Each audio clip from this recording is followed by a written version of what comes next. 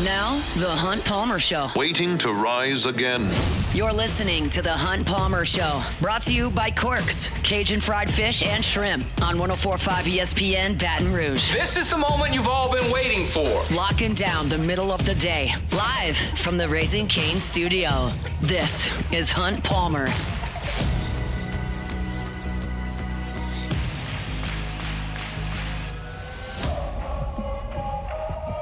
Welcome in. Hunt Palmer coming to you from the Raising Cane studio downtown in the capital city on this Friday. Means we're brought to you by Quirks, Cajun fried fish and shrimp. I hope that work week's in the rearview mirror. If not, we'll get you to the finish line here on 104.5 ESPN Baton Rouge. Jordan Kitchens and Cassie Spazzali back there on the ones and twos. Lots to do over the next couple of hours. Preston Guy here in 15 minutes talking Tiger football.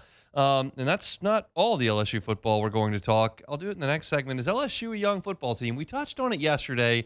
I've written about it at LouisianaSports.net. We'll discuss that at 1:30. Final summer baseball update for LSU. Jordan Tyson spoke with the media today after a couple days of workouts with the Saints. We'll talk about that. Jason Caldwell from Inside the Auburn Tigers is going to be with us coming up at 2:15. We did not talk to Jason at SEC Media Days. Auburn was the one LSU opponent that we didn't spend a significant amount of time on, and I'm very curious about Auburn with a new coach but a proven quarterback at the college level. And I liked Alex Golish on the podium, and Jason said, call me next week and let's get something on the books. So we're going to do it today. LSU will travel to the Plains for an 11 o'clock kickoff in October of this year. So we'll talk about that with Jason in an hour and 15 minutes. So let's crank it up the way we do every day with our opening drive. Welcome to the big league. It's time for Hunt's Opening Drive. Presented by Fabry Chevrolet GMC in St. Francisville. Now, as much as we like to talk about the work that's being done on the field in training camp, the stuff that goes on this week is not super impactful. They're not wearing shoulder pads. They're not wearing leg pads. They're not tackling anybody to the ground. They're not practicing with another team. They're not getting ready for a preseason game. There's not a quarterback controversy to get into. It's really mundane stuff at this level unless something breaks. Obviously, unfortunately, the Brian Brzee news led the first day, but Chris Olave's contract situation has kind of been 1A at this point. And it's something we've talked about all week, and it's something that got finished yesterday. Chris Olave and the Saints agreed to a contract that makes Chris Olave the 8th highest paid receiver in the National Football League. It's a 4-year deal worth $124 million. The guarantee is $52.7 million. He will average about $31 million a year over the course of those 4 seasons. Chris Olave spoke with the media earlier, and before I give my take on what this contract means for New Orleans, hear it from the guy who inked a monster deal. They feel good. It was kind of a deal. We kind of had to meet halfway. Of course, the injuries and everything that happened. Just like I said, the uncertainty in the future, especially with the blood clot, the concussions. We kind of met halfway. They did a great job of communicating that, and I feel like I said, that my agent and them came to a good deal for both of us. That's a great soundbite. That is a great soundbite. I don't know Chris Olave. I hear him talking to media, I watch him play football. But that sounds like a guy who's got his head on his shoulders. Like, I'm a really good player. I know that. I've got an asking price. And, hey, blood clots. Hey, concussions. Hey, I've had some injury history. I've missed some games. So we got to meet halfway, and it's a great deal. That's a very mature way to go about it, and I think that's great. Now, as far as the analysis of this contract for the Saints, when I say out loud Chris Olave is the 8th highest paid receiver in the National Football League annually, I immediately go, I don't think he's the 8th best receiver in the NFL. Like, that's what first comes to mind. But I do think you have to go deeper than that when you're analyzing what this means for New Orleans and why the Saints front office felt this was the right deal. So you look at some of the names around Chris Olave. He's not in the league with Jackson Smith and Jigba and Jamar Chase and Justin Jefferson, CeeDee Lamb, DK Metcalf. That's the top. Drake London's in there, and we'll get to that in a second. But that's the top of the market. And Chris Olave was not going to sign a deal super competitive with those guys at the top of the market. But he signed a deal with the guys in the next tier with Garrett Wilson and Amon-Ra St. Brown and T. Higgins. Like, that's the group he signed in. Now, if you look at Amon-Ra St. Brown, and keep in mind, when you compare wide receiver contracts here, it's not apples to apples. They're different ages. They have different injury history. They've played with different quarterbacks in different systems. Like, they're not all apples to apples, right? So I'm not suggesting that Chris Olave has played in as well-oiled an offense as Amon-Ra St. Brown has played in. That is arguably the best offense in the NFL, with Ben Johnson calling the plays before he went to Chicago and the renaissance of Jared Goff's career and the way that Detroit has moved the football. Like, yeah, and he's a big part of that, but Chris Olave is going to make just a little bit more than Amon-Ra St. Brown over the next couple of years. St. Brown's going to average 30, Olave's going to average 31, and Amon-Ra St. Brown has been way more productive over the last 3 years. He's caught over 4,000 yards worth of balls and 33 touchdowns. And Chris Olave has caught 2,700 yards, so 1,400 yards short, and he's 18 touchdowns short, 33 to 15. Their productivity level is not in comparison, but their payday is about the same. So you would go, well, that's not great. But if you look at the other guys right there with Chris Olave, like T. Higgins makes just a little bit less than Chris Olave. And they've had really similar statistics from a yardage perspective over the last 3 seasons because both of them have missed time due to injury. Like 2 years ago, Olave only caught 400 yards worth of balls. But Higgins last year only caught 656. But if you look at them over the last 3 seasons, they're only separated by about 200 yards, and Olave has more. Now, Higgins has way more touchdowns, 26 to 15. But touchdowns are a little bit by chance, right? It's catches, it's yards, it's being productive. They're similar in terms of catches and yards, and Higgins has more touchdowns, and he's got a way better quarterback when he's healthy. DJ Moore is right there in the range with Chris Olave. DJ Moore makes about $3.5 million less, and DJ Moore has been more productive. He's got 400 more yards receiving over 2 teams over the last 3 years, 400 more yards, and he's got 5 more touchdowns. But it's comparable. 400 yards over 3 years is not that big a deal. 5 touchdowns over 3 years is relatively close. And like Garrett Wilson makes more than Chris Olave. And you might say, well, I like Garrett Wilson more as a receiver, but the fact of the matter is that Chris Olave over the last 3 seasons has more yards and more touchdowns than Garrett Wilson. Now, Garrett Wilson's had bad quarterback play. Chris Olave's had very questionable quarterback play. But it's comparable, and the money's comparable. So it's not egregious from that perspective. Could you suggest he's overpaid? Sure.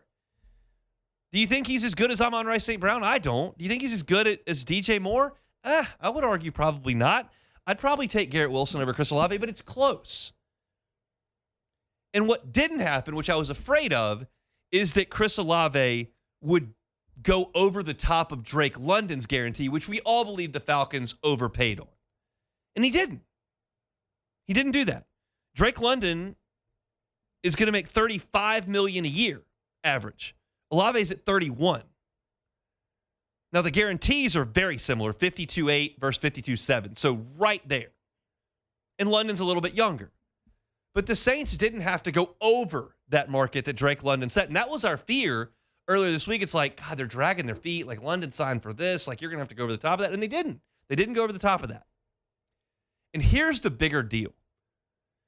As you look at a salary cap, you're trying to spread the money to put as good a team on the field as you can, right? Everybody understands that. And what I like to do, it's not the only way to do it, what I like to do is analyze how much money you're sinking into a position. We all thought the Bengals may have compromised their roster when they guaranteed Jamar Chase $74 million and then went right over the top of that and guaranteed T. Higgins a massive contract that pays almost $30 million a year. Like, that's a lot of money to sink into one position. What about offensive line? What about your defense that's not stopping anybody? You're putting all your money at wide receiver. You're trying to allocate your resources position by position properly. And guess what? The New Orleans Saints are set to pay Jordan Tyson $8 million a year, probably for 4 years. Maybe if he really balls out, they may adjust that 3 years in. But they may be paying him $8 million a year for 4 years. That's the life of Olave's contract. So if I'm saying that Olave is going to make, on average, $31 million a year, and Tyson's making $8 million, well, now I've got those 2 guys for $39 million. That I can swallow, especially if Tyson becomes a number 1 or really good number 2. It's about how you allocate resources to a position. They're not overpaying Devon Vele. They're not overpaying Jalen Polk. This is their big investment at wide receiver. And guess what? Chris Olave has proven himself time and time again to be an 1,000-yard receiver with poor quarterback play. I get the injury thing. I'm fully understanding that there have been injuries in multiple spots that are deemed serious and potentially progressive. When you have multiple concussions, they say your next one comes more easily. Blood clots, nothing to play with, okay? I understand. But the Saints did not overreach here with Chris Olave. Would I have loved it if it was $3 or $4 million a year less? Sure. Is that realistic? Probably not. When you stack up Chris Olave with T. Higgins and DJ Moore and Garrett Wilson, there is not a huge difference in their production over the course of the last 3 years. Drake London right there with them. And the money is comparable. Would you feel better if I bumped him down by $2 million and he was 12th instead of 8th? That's semantic. It's just not that big a deal. This is a good thing for the Saints to do. He's clearly a productive player when he's on the field. I get the injury stuff, but he's productive when he's on the field. He has been a model teammate. He goes out there and works out, even though he's right in the throes of a generational altering contract negotiation. When you sign for a guarantee of $52.7 million, you have altered multiple generations of your family. And he was in the middle of that, and he's still willing to be out there, even as Brian Brzee, he's watching him tear his ACL. Now, he didn't go through the team stuff, I get it, but he's out there. He could have just not showed up. He's here, he wants to be, he was understanding of the contract negotiation, and he's pretty productive. And your next wide receiver, Jordan Tyson, coming up, is on the cheap. This is a good deal for the Saints.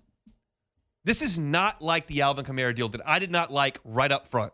They gave him that deal. I said, he's older than that. He's not productive enough to do with that. That is more than I would have given him. And guess what? The Saints went right out behind that deal and signed a running back over the top of him for more. So now you got way too much money invested in aging running backs. Let's not pretend like Achan's really young. And so what the Saints had to do, they had to come back and take money out of Kamara's wallet. That was an overreach. That I didn't like from the start.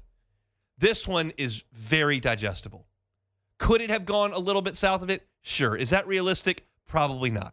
This is a marketplace where the dollars and cents just go up. Where I would have thrown the flag up and gone, wait a second, is if you'd have gone $4 or $5 million over Drake London. And then if you're $4 or $5 million over Drake London, you're talking about getting into the Jamar Chase category. And that's the point where I'd have gone, no, sir. You have overreached. They did not overreach here, especially when you consider all the variables at bay. Now, it's possible, if you want to play devil's advocate, that Chris Olave deals with injury issues and is only available for 60% of the games over the course of this contract. But you can't know. And yes, drafting Jordan Tyson, who has injury concerns, behind Chris Olave, who's got injury concern, is a risk. But it's always a risk. Chris Olave was a hit in the first round in terms of his ability to play in the NFL. He's not super old, 26 years old. He's got at least 2-3 years of prime left in him. This is a reasonable contract for the New Orleans Saints. And when I heard that answer from Chris Olave, it made me like it even more. This is a good job by the Saints of getting playmakers around your young quarterback. Now put him out there on the field, get him ready to go. And it was great to see Chris Olave out there today running full speed, catching passes from Tyler Shuck. It's time to get ready to play football season. Chris Olave didn't have to worry about dollars and cents anymore for the rest of his career. It's a very good thing in New Orleans. We'll talk to Preston Guy, TigerBait.com, next. The Hunt Palmer Show. Fabry Chevrolet GMC, FabryChevrolet.com, FabryChevrolet.com. Look, this month is just about over. That means August 3rd is coming very, very quickly. What does that mean? That means you got to get by Fabry Chevrolet GMC right there on Highway 61 in St. Francisville, because they're offering employee pricing on the 2026 GMC Sierra 1500 Denali's now until August 3rd. So you can get by and get $8,000 off select Denali's. Chevy's also offering 0% APR financing for 5 years on the 2026 Silverado 1500s, plus no monthly payments for 90 days. 3 months, no payments at Fabry Chevrolet GMC on those Silverados now until August 3rd. And they're offering bonus cash if you're a first responder, firefighters, police officers, 911 dispatchers, EMT paramedics. Bonus cash on select new vehicles. Highway 61 in St. Francisville, online at FabryChevrolet.com. This is the Hunt Palmer Show, brought to you by Quirks, Cajun fried fish and shrimp.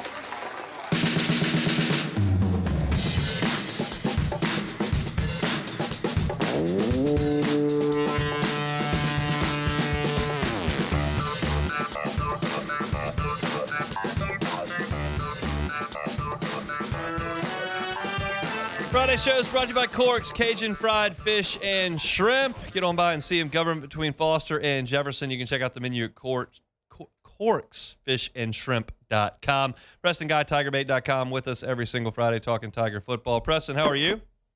All right, how's it going? Thanks for having me. Absolutely, it's our pleasure. We'll have real football to talk about from now through December, which is quite nice. But before we get to that, your thoughts on the Ole Miss lawsuit toward LSU's Devin Harper and Prince William Ellen? Yeah, I mean, look, Hunt, I'm not a legal expert here. So I always find these issues really funny, why people care about what sports reporters care. I mean, unless you're like, someone like, who covers legal lawsuits in sports frequently, which I don't know necessarily why they care about what we think, but ultimately at the end of the day, there's very little impact on the football team itself. I mean, sure, these guys may have to cough up some buyout money, and I think it shows that there's poor handlers and disorganization and a broken system. I don't think that's necessarily news to anybody. Am I going to get up in arms or say fans? I don't understand why fans are up in arms about something that they're not going to have to pay. It's a contract dispute, right? Like, okay, so either, they pay it or they don't. They're going to play for LSU. It's not like they're going to refuse to pay this buyout and they're going to be ruled ineligible or anything like that. So I would say, if anything, my critique of it is just more fuel on the fire. Like, let's just put a little bit more kindling and gasoline to the giant bonfire that we want being the grudge match of the century coming up September 19th in Oxford. Yeah, I mean, that's going to be something. What are your thoughts, big picture? Take LSU and Ole Miss completely out of it, on contracts being issued and there being, obviously restitution that's got to be paid if you decide to break that contract in collegiate athletics. And obviously that part is a new feature because unlike NIL, where you can say, well, it was, you're not allowed to give, in compensation for playing. Well, rev share is different. Rev share is a new feature. And yes, you are able to compensate them in exchange for their services on the field directly. So there are buyouts and contracts. I would argue the timeline of these are very concerning because you see things like new contracts signed January 4th and then 10 days later they're in the portal. I think that the whole portal system, is inherently flawed that will cause a lot of these issues. And everybody can talk about, Lane Kiffin's unethical and he's just, insert an insult here. But at the same time, rules and systems are inherently designed to protect people from, quote, unethical behavior, if that's what you would like to call it. So when I look at situations like this portal and I think about it, Hunt, would you and I quit our jobs in media, just hop into a portal and see what's there for us? Yep. No. So, of course, there's going to be a level of, tampering and involvement going on there. I think that there needs to be very defined periods for this kind of stuff.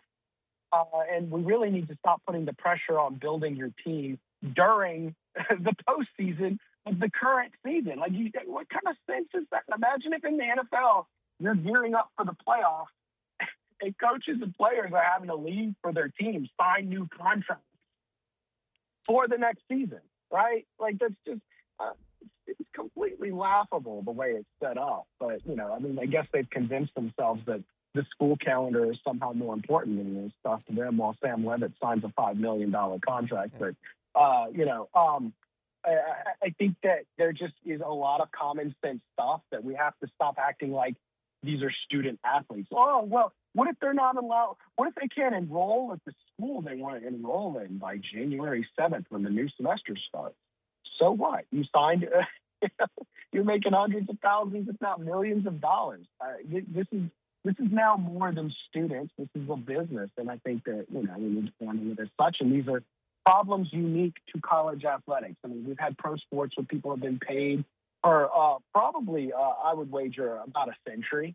And we still can't figure out, hey, why don't we just do what we did there in college? And we'll have less issues and problems. And we can't seem to figure out anything. So anyways, that's my biggest takeaway. It's just these are symptoms of a very, very broken, very ill thought out. And by the way, not necessarily even the NCAAs or the conferences, more so the fault of they were having those powers stripped away by judges whose initiative was to get their favorite football player eligible for the season so they can help the Tigers or the Rebels win, not necessarily the greater impact of the sport in mind. It's very granular, tiny, singular issues, right, where there's biases and initiatives really kind of guiding what should be more principled in the larger meta picture of it. So it's kind of a messed up situation. I mean, the NFL literally has a period in the calendar called the legal tampering period, where you're able to get a sense of what's going on in the marketplace, and then the floodgates open and you go. So that's something that can be put into place. You just got to figure out the time of the calendar to do it. All right, let's talk LSU football. Sam Levitt has been working with his offense out there without coaches for the summer. How concerned are you about his missing the physical reps in the spring, and how important was the summer and then what we're getting into next week?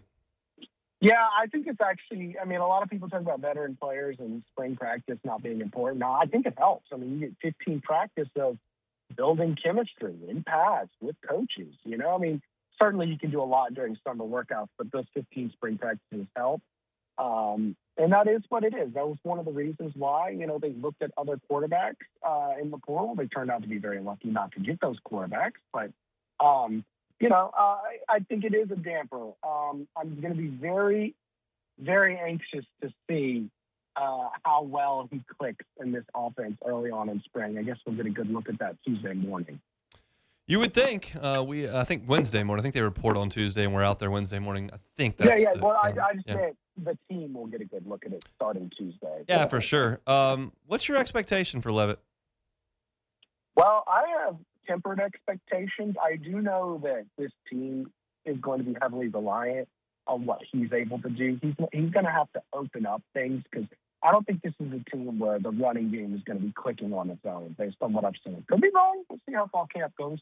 But you're going to have a dynamic playmaker who opens up the running game. If you look at that 2019 offense, which was I'm not in any way saying that this is going to be like a 2019 style team, right?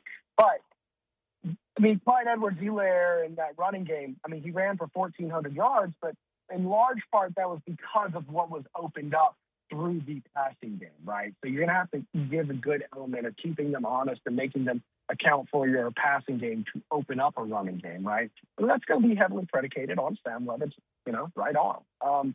So I have tempered expectations, despite the level of how important it is, because he struggled on the road when he went to Mississippi State this year. He struggled all last year after losing a few playmakers for the most part, right? He's also coming off an injury, and he uses a lot of athleticism to make plays. I'll be interested to see how much of that athleticism will he retain. Is he all of it or more, or did he lose, 98%? Maybe he's 98% speed or whatever, right?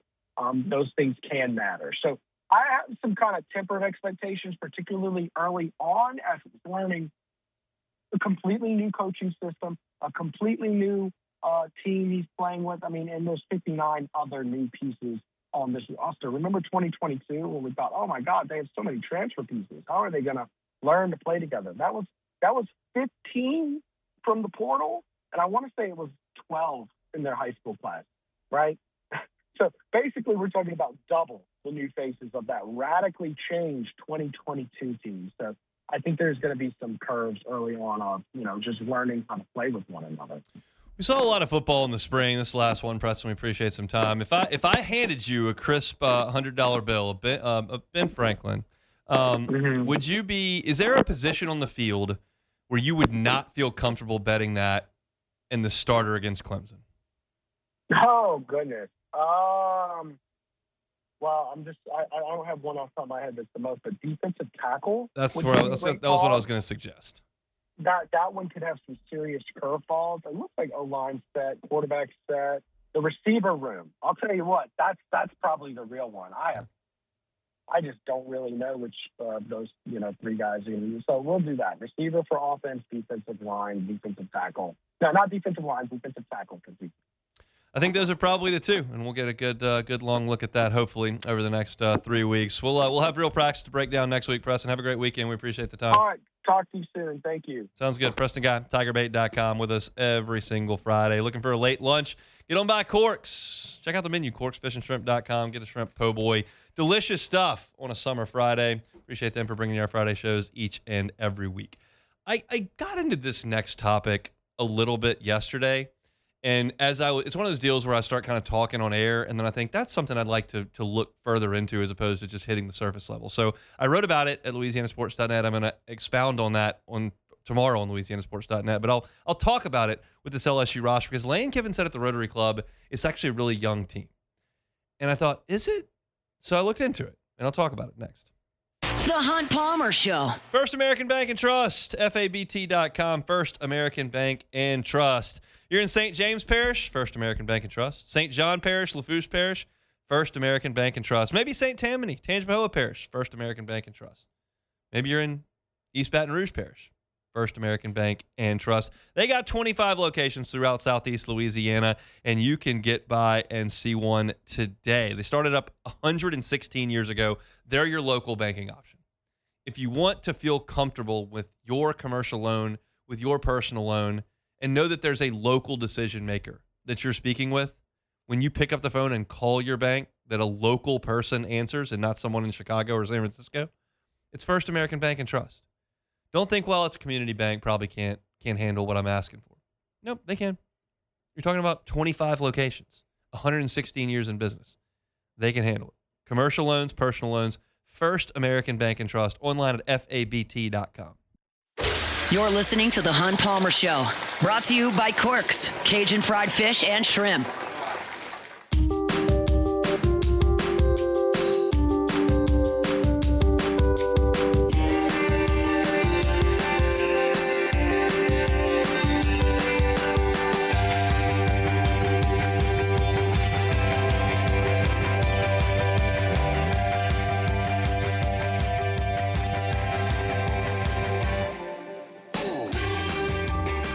Lifetime Roofing, LifetimeRoofingLA.com, LifetimeRoofingLA.com. If you just don't know whether or not your roof is in good shape, you don't feel like, one, climbing up there, or two, you know what you're looking at if you get up there. Well, contact a local company that you can trust, that you can get a hold of, that can come out and give it a look. They're happy to come out and do an inspection. If they find that your roof's in great shape, they'll tell you it's in great shape. If they find that, yeah, there is some damage, we need to do a repair, they're happy to do a repair. Maybe it's in good shape. You don't need a new roof, but it is storm season. It is a little bit dated. Let's go ahead and fortify that roof. Let's get a tune-up. They'll do that. And if you need a new roof, they'll do that. They're not just going to sell you their most expensive product because you called them. That's not Lifetime Roofing. They understand they're here to serve the community that they've grown up in, that they choose to call home. That's Lifetime Roofing. Locally based right here in Baton Rouge. It is storm season. It does rain a lot. If you feel like there's a chance your roof is not in the condition that it needs to be in, contact Lifetime Roofing at LifetimeRoofingLA.com and have them come out. If you need a new roof, they can finance it 0% for 18 months, and they can give you a lifetime workmanship warranty. It's an incredible company to work with. They got an incredible team here in Baton Rouge, a wonderful facility there just off College Drive. It's Lifetime Roofing. They're online at LifetimeRoofingLA.com. Yesterday we talked about it. Wednesday, Lane Kiffin spoke to the Baton Rouge Rotary Club and called his team young. And you would not, generally speaking, think of a team as young, especially when you take 40 transfers. Because usually you're taking transfers to play, and guys that play have usually played before, and guys that have played before run out of eligibility pretty quick in collegiate athletics. However, with the new 5-for-5 in place, everybody got a year younger. Right? That's just how that works. You used to only have 4 years to play. Now you got 5. So everybody got a year younger. But this LSU team, I would push back on young. I would suggest there are a lot of players on this team that have eligibility beyond 2026. There are only a total on this team of 9 scholarship seniors. So from that perspective, you would look at it and go, oh, that means you've got a lot of guys that are going to play on. But when you look at that fact, and 5 of those 9 transfers are seniors, I start to look at the starting lineup, and you are simply not going to count on young players in your starting lineup. LSU's just not going to do that. In one case, that I believe. I think Deuce Gerald's is going to play a lot, and he's a freshman. Maybe Lamar Brown does. We haven't seen him yet. I'm not going to just say, 5-star, starter. Let's see. Richard Anderson, 5-star. We'll see. Deuce Gerald's, I'm comfortable, is going to play a lot. And the other two really may well as well. And then you've got like Harlan Berry and DJ Pickett, who are going to play. But that's kind of it. Just go around. On offense, I'm counting 7 guys who I think are going to start on offense that are very, very, very, very likely not going to be here next year. 7 of the 11. Braylon Moore's not. Bo Bordelon's not. Jace Brown, I don't think is. He's a 4th-year senior. Olave is not. Jordan Seaton's going to get drafted. Trey Green's going to get drafted. And I think Sam Levitt's going to go. That's 7 guys out of your first 11 that are not going to be here the following season and that have played a ton of football. Braylon Moore's played a ton of football. Bo Bordelon's been here for 4 years. Jace Brown, this is his 4th year of college. Olave, 5th year of college. Jordan Seaton, 3rd year as a starter. Trey Green, 3rd year of college football. Sam Levitt, this is his 3rd year as a starter. That's a lot of experience. And oh, by the way, guys I didn't mention on offense, Trey Wilson, 4th year of college football as a 5-star, was an All-American freshman 3 years ago. Trey Brown from Old Dominion, 3 years of college football. Jackson Harris has played 3 years of college football. Malik Elzy has played 3 years of college football. Sean Tompkins is a redshirt junior coming over from Baylor on the offensive line. It's a 4th-year college player. Caden Durham has been your leading rusher for 2 years. I didn't mention him. I just gave you 13 offensive guys that are in their 4th or 5th year of college football. That is not young by any stretch of the imagination. It's just not. Weston Davis is a 3rd-year player. That's pretty old. Harlan Berry's a sophomore. But I don't think you don't have a freshman running back. Your 2 quarterbacks behind Levitt are 3rd-year player and a 2nd-year player. You're not young on the offensive side of the ball with the guys you're going to count on. Then you go to the defensive side of the ball. Prince Hulaman-Mielen, 4th-year player. Whit Weeks, 4th-year player. TJ Dottery, 5th-year player. Ty Benefield, 4th-year player. All those guys are seniors. Jordan Ross is a draft risk as a junior. Deshaun Spears could play his way into a draft risk. DeMarcus Cooley's in his 4th year. That's 1, 2, 3, 4, 5, 6, 7 guys that are either out of eligibility after this year or very strong draft with 7 more. And that doesn't count Stephylon Green, 4th year. Malik Blockton is a junior. Those guys are in the defensive interior. PJ Woodland's a 3rd-year player. Devon Keys, 3rd-year player. Dominic McKinley, 3rd-year player. That's 12 defensive players, and I hadn't told you a freshman or a sophomore. You put that all together, that's 26 guys that are the top of your depth chart without listing a freshman or a sophomore. I told you some that are there that are going to be impactful, but it's DJ Pickett, Deuce Gerald's, Richard Anderson, Lamar Brown, and Harlan Berry. 5 guys who are pretty young. So for me, as I look at this team, I just don't see them as young. Winnie Watkins is a 2nd-year player. He's going to play a lot. Dylan Jones, 3rd-year player. He's going to play a lot. And I think what Lane Kiffin is talking about when he's saying that it's a young team, he does mean the team. He doesn't mean the starting lineup. The starting lineup is not young. It's just not. There's no way you could go through that list I just went with and suggest you have a young starting lineup. But it is not to say, when I tell you that the starting lineup's not young, that you are just about to have a mass exodus and nothing coming behind it, because they were very intentional in the transfer portal of getting guys with multiple years of eligibility. So as I then go back through the lineup and go through the 2027 team, and I'll stop right there in my tracks. I know how foolish it is to forecast 2027 right now. Guys transfer like it's a bodily function at this point, okay? So I know that I'm going to name some guys on this list that you're going to hear me say who will not play very much this year and will transfer out and we'll never hear from again. You will have forgotten their names in 2 years. I know that. But just work with the exercise, because the point remains, and there is reason to suggest some continuity on the roster between 2026 and 2027 is reasonable when you figure you're not firing the coach. Okay? Fire the coach. Huge staff overhaul. That can lead to mass transfers, and it did for LSU last year. I don't think Lane Kiffin's going to get fired.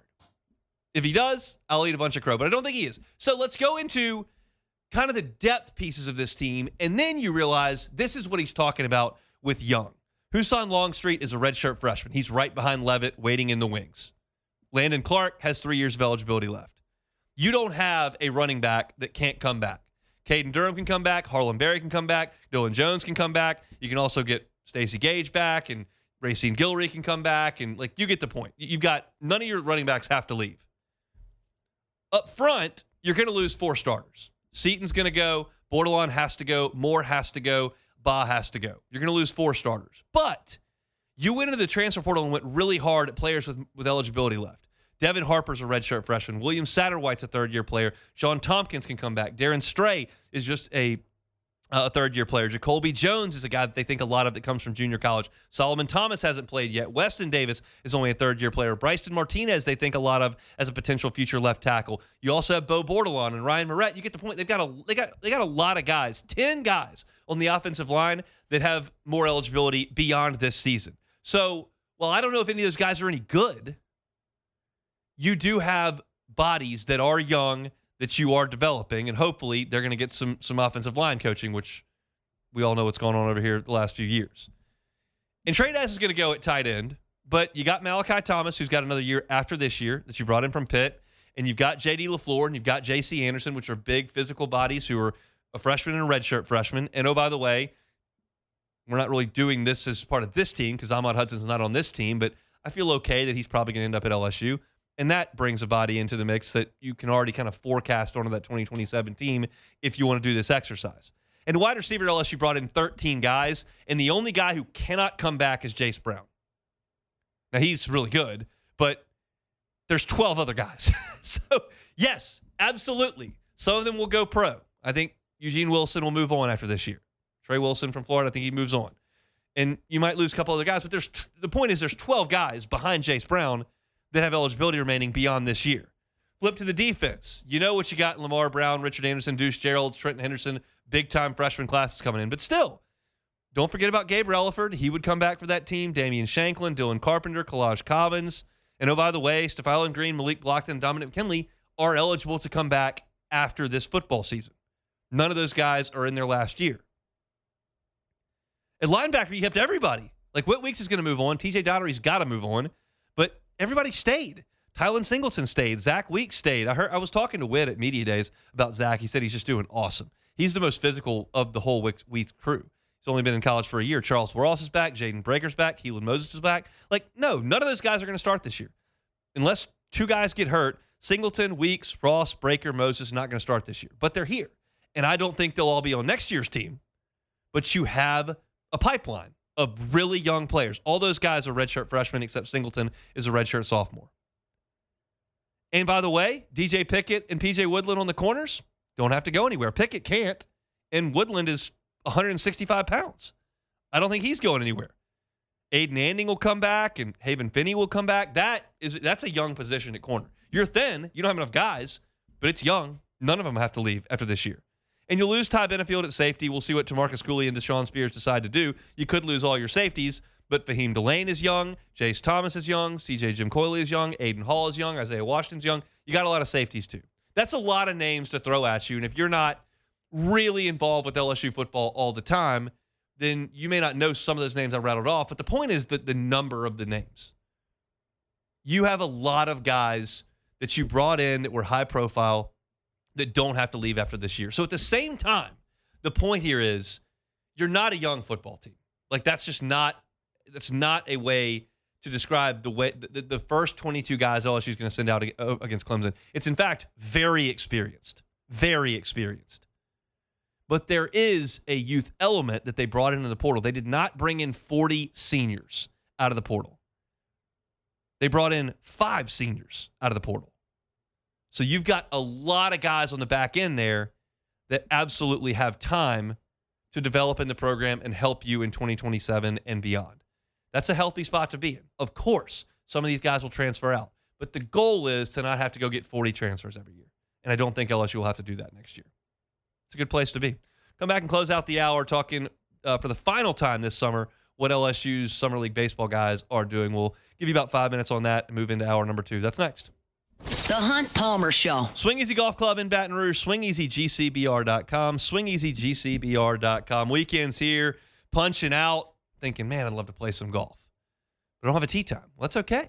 You don't have to go outside for 5 hours and lose some golf balls and sweat, have to put on a second shirt, wait. No, you can go to Swing Easy Golf Club in Baton Rouge, right there on Segan at Perkins. You can play 18 holes in an hour. Easy. Fired up Pebble Beach, Cypress Point, TPC Sawgrass, test yourself on the island green. Bring some friends. Crack some cold ones. They got seltzers. They got cold beers. Awesome place to spend some time. They got a turtle box in every bay. It's private. You can crank up the tunes. Got the couches to sit on, watch TV. Great place to hang out on a Friday night, to hang out on a Saturday afternoon or a Saturday night. Go by yourself. Bring 6 folks. Swing Easy Golf Club in Baton Rouge. Segan at Perkins. SwingEasyGCBR.com. You're listening to The Hunt Palmer Show. Brought to you by Corks, Cajun fried fish and shrimp.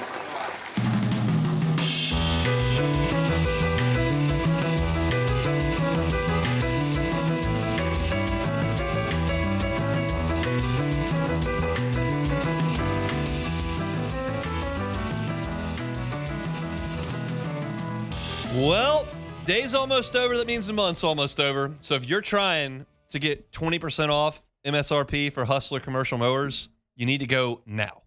If you want 0% financing for the first 48 months on Hustler products, you need to go now to Gotros Outdoor Power. 2 locations, whichever one's more convenient for you, Baton Rouge on Airline or in Gonzales. Go by and get this great deal as July comes to a close. I don't know what's coming in August. I can't tell you. My guy Gant Gotro will tell me, and then I'll tell you. But right now, I don't know. So if you want to get 20% off MSRP on those Hustler commercial mowers, you got to go to Gotros Outdoor Power this afternoon. They are open. So go by and see them on Airline or in Gonzales. 22 years in business, National Hustler Dealer of the Year, 2 of the last 3 years. If you need that new zero-turn mower and you're hearing the sound of my voice right now live, if you're listening on demand, it's probably not good. But if you're live right now listening, go to Gotros Outdoor Power. They're online at GotrosOnline.com. All right, quickly, let's get into LSU's Summer Ball stats. Cape Cod League winds down this weekend. And this will be the last time we do this, y'all. Football starts next week, and I'm not telling you about summer baseball stuff. I'll give you an update on fall baseball come October, but this will be kind of putting it all to bed until Logan Schmidt makes his decision. That'll be the end of kind of baseball discussion for the time being. But let me go through some of the guys on Cape Cod and tell you how things have gone. It's been just a monster summer for Bino Waters, the Notre Dame transfer. With 3 games to go on Cape Cod, .331 batting average with 5 doubles and a homer. He's driven in 25 runs. His OPS is up over 800. And listen to this. 12 stolen bases for Bino Waters. That is eye-catching to me. He's shown his athleticism. He's shown his ability to hit elite pitching with a wooden bat on Cape Cod. This guy is primed for an all-SEC season next year and a high draft grade for sure. Huge summer for Bino Waters with the Chatham Anglers. Dawson Park was an all-star this year on Cape Cod. I'm encouraged by his .254 batting average. It's a tough place to hit up there with a wooden bat against really good pitchers. 4 doubles and a triple. He drove in 5 runs, stole 6 bases. He played second. He played short. He played third base. Played great defense all summer long. Again, made the all-star team. I thought it was great for Dawson Park to get the number of bats that he did. So good summer for Dawson Park in Cotuit. He did not have a stat this year, so I think his summer this week. So I think his summer is done. Cade Curlin did kind of what Cade Curlin does. Cade Curlin slugged on Cape Cod. He had just a .242 batting average, but 7 doubles and a pair of homers is really slugging up there with a wooden bat. He also stole 9 bases, but in 100 defensive chances for Cade Curlin. 99% of that was at shortstop, second base. I think he played 1 game at shortstop. But he had 100 defensive chances on the infield on Cape Cod. He did not make an error. 0 errors in 100 chances for Cade Curlin. That is really encouraging. We know how LSU struggled on defense, and Cade Curlin brings a great set of infield hands to LSU at second base. So slugging and defense, that's what Cade Curlin's going to bring. I think LSU's going to hit him 7th or 8th in the lineup. He's going to pop some home runs. He's going to hit some doubles, especially with a metal bat, and he'll play really good defense at second base. I love Cade Curlin's fit on this team. Jason Wax did not have a great summer. That's okay. Plenty of guys have had subpar summers on Cape Cod offensively. He hit 200 in 75 at-bats, had 3 doubles and a homer. He did steal 6 bases, and he did walk 14 times, which put his on-base percentage at 355. It was 155 points higher than his batting average. That is a guy who is controlling the strike zone. He obviously did not hit the ball hard enough. And I realize that stats don't tell the whole story, but when you hit 200, it's unlikely you caught really bad breaks for 75 at-bats. But good plate discipline, saw the ball well, drew walks, just didn't make enough hard contact, and that's something that he did do a lot of at Tulane, and it's going to be a big fall for him. But right now, based on what we saw from him and where he played defensively on Cape Cod, which was the majority of the time in center field, I think he's the leader to be your center field wax, the Tulane transfer. Hit 200, but did get on base at a 355 clips. And then 2 guys that did not have great summers. Eddie Yaman was 10 for 56. He hit a $179 for Brewster, but he did hit 3 home runs. He had 3 home runs and 4 doubles. 7 of his 10 hits were for extra bases for Brewster. And then Reagan Ricken, I haven't talked about him in a few weeks because he made 3 starts and shut it down, so he's been back home for a while. But made 3 starts, 8 innings pitched, 13 hits, 10 runs, 9 earned. So 9 runs in 8 innings, not great. Did have 4 walks, 8 strikeouts, and hit two batters. So I'm still high on Reagan Ricken. I like his frame. I like his delivery. I like the shape of his pitches. But a big fall for him if he wants to break into a talented pitching staff. Again, I'm still buying Reagan Ricken stock, but not a great 3 starts for him on Cape Cod. Doesn't mean everything. Might have been up there working on stuff. You never know. But that's your look at Cape Cod. That's published on LouisianaSports.net right now for free if you want to go look at that instead of listen to me talk. It's on the homepage right now at LouisianaSports.net for free. We'll pause for Sports International headlines. Saints and Tigers football in Auburn next. The Hunt Palmer Show. Boudreaux's Electrical Services. Boudreaux's Electrical Services. Neil and Melissa have been operating for 40 years down there in the 985. So if you're looking for a Generac home standby generator, look no further than my friends at Boudreaux's Electrical Services. They're local.